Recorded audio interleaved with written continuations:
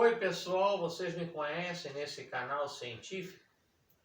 Eu quero falar um pouco hoje aqui sobre a geração espontânea de Charles Darwin, ou Charles Darwin, que está enterrado na Catedral de Westminster, na Inglaterra, ao lado de Stephen Hawking. Bom, enfim, qual é a minha teoria da geração espontânea? Baseado também na teoria da geração espontânea de Charles Darwin. Dois planetas colidiram. Nessa colisão, que equivale a centenas e milhares de megatons de energia, da fórmula E igual a mc ao quadrado, e gerou meteoros. E quando você tem a colisão de dois planetas, você tem uma fusão nuclear, também uma fissão. Você tem principalmente uma fusão nuclear. Nessa fusão nuclear, o hidrogênio e o hélio, que formam as estrelas, por exemplo, eles se desmantelam na tabela periódica. E nesses asteroides, eles vão navegando pelo espaço com elementos químicos.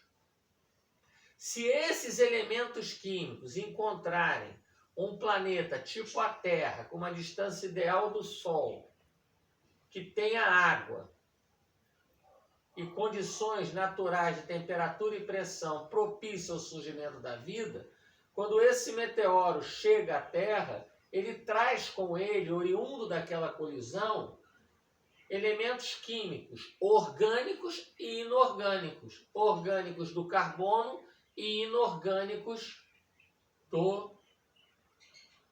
dos minérios, de minerais, tá? Inorgânicos, exemplo, minerais, tá? Enfim, eu fiz uma simulação disso.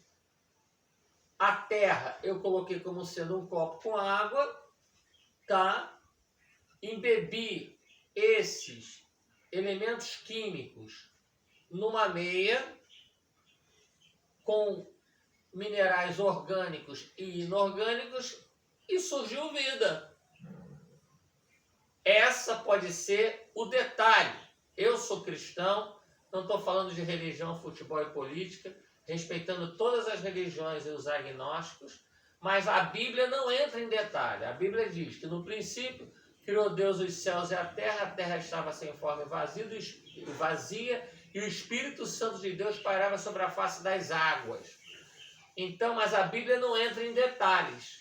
Mas a teoria de Charles Darwin não está errada, não, na geração espontânea. Então eu fiz o teste. Botei um copo com água, uma meia, minerais e nasceu vida. E agora eu vou aproximar a câmera do experimento.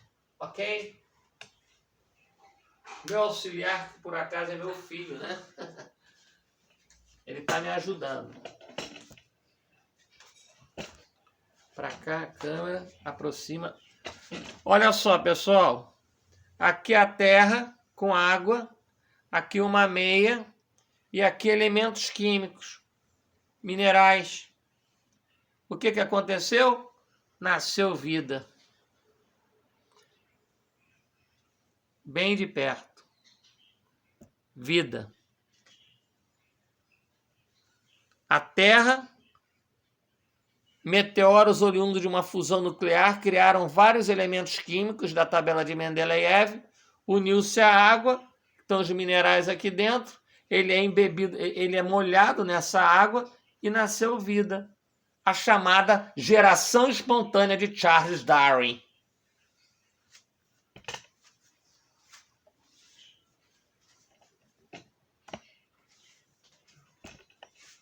Pessoal, meu filho só está ajeitando o tripé. Enfim, para terminar, Charles Darwin, um biólogo inteligentíssimo,